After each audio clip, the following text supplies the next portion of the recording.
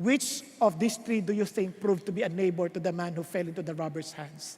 Pansinin niyo po itong scholar na ito, itong lawyer na ito, the one who showed mercy toward him. Hindi ba lang binanggit the Samaritan? Hindi niya binanggit kasi masama ang loob nila sa Samaritans. Yung sabi niya, the one who showed mercy toward him, then Jesus said to him, go and do the same. In other words, love means now.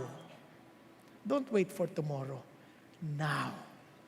Express it now. Mamaya ang challenge yan sa parking. Mamaya ang challenge yan sa elevator. Mamaya ang challenge yan paglabas ninyo sa CR. At pag nagkikita-kit, magbabatian kayo. Then you will know. Yun lang simpleng ngiti, malalaman mo na. Amen? Hello? Andiyan pa kayo? Hindi ko makalimutan sabi anak ko, Pa, bakit nginingitian mo yan? Hindi ka naman nginingitian pabalik. Anak, mahal ko siya. Hindi ko tinatanong kung mahal niya ako. Kaya ngingitian ko siya. Okay po? Let me end with a story. May mama ho, may sugat, nagmamadali sa ospital. Tingin sa oras, katulad ng ginagawa iba sa inyo. Tingin.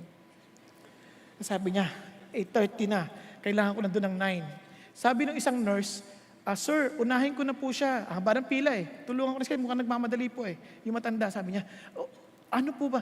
Mukhang mayroon kayong nagmamadali kayo. Oo nga Kasi kasi pupuntahan ko pa yung asawa ko. Ha? Saan po ba siya? Nasa siya sa parang home for the aged. Kasi meron siyang Alzheimer. Hindi na siya nakakakilala. Ha? Ganun po. Kaya gusto ko nandun ako ng 9 o'clock. Bakit po? Bigla ba siyang nakakakilap? Nandun kayo? Hindi. Ano ka ba? Basta, kailangan ko siyang puntahan tuwing 9 o'clock. Ayoko malate. Sabi niya, ibig sabihin, hindi kayo kilala. Oo, hindi niya ako kilala. Ba't pinupuntahan niyo pa? Hindi naman nga kayo maaalala.